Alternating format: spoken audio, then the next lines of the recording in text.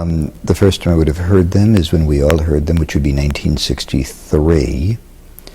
In 1963, I was approximately 17 years old. Where was I? 1963. I had just moved to Los Angeles from New York. I was going to LA City College. A young lady came by to visit me one evening who had the album Meet the Beatles. And she said, I'd like you to hear this. And she put on that first record, and I listened to it. And I now have a distinct recollection of hearing them for the first time. I was raised in Elvis, you know, because I'm a child of the 50s. And they sounded very different than Elvis. But there was something immediately infectious about the sound. It appealed to me. I wouldn't say that I became a full-fledged Beatle freak. And 17, 18 years old, it may have come a little too late. But I heard him and I liked him. In 1964, I was conscious of them coming to America. I was conscious of Shea Stadium and the Ed Sullivan Show and Cousin Brucey and Murray the K and the way New York froze and the impact that they made. And I remember watching them on television. I liked them. See, it's intriguing for me. I was a real John and Yoko fan. I really loved the John and Yoko experience. The Beatles experience, I almost felt as if I may have been a little too old to have appreciated them the way their hardcore fans of 13, 14, 15-year-old kids did. I liked the hair.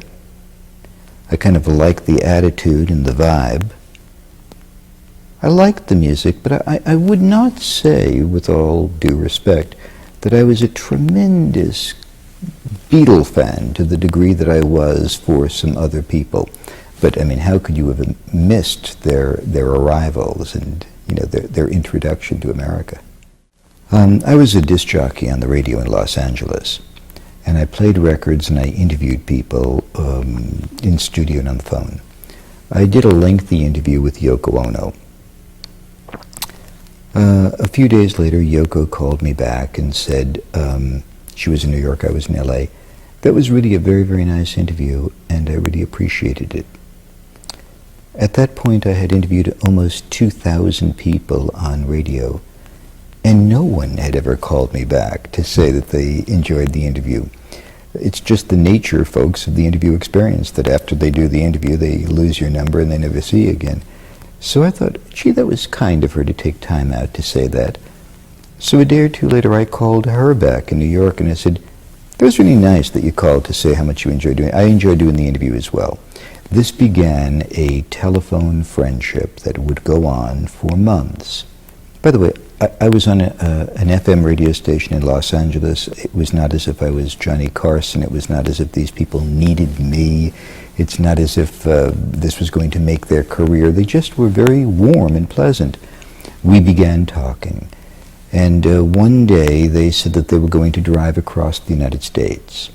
John had only seen America as a Beatle from an airplane, and Yoko, outside of San Francisco, had never seen America. So they got into an old car with a driver. I vaguely recall it being a Rambler. They drove across the United States.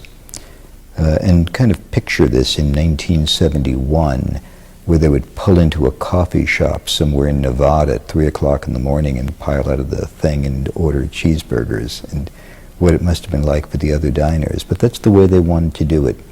They wound up in a place called Ojai, California, about 60 miles from Los Angeles. They called me and they said, "We're here and we want to meet you." I knew what they looked like. They had never seen me, of course. It was just the voice on the phone. And I got into my car and I drove to a field that they described in Ojai, and there was a car sitting in the middle of the field. And I parked, and the door opened, and there was John and Yoko. I remember giving Yoko a big hug, being amazed at her how small she was. I'm a small man, but she was even smaller than I was.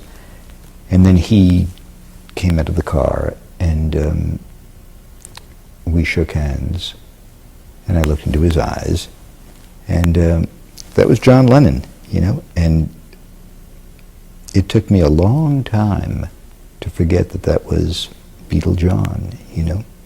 It was, his presence was very, very, very commanding. And that's how we met.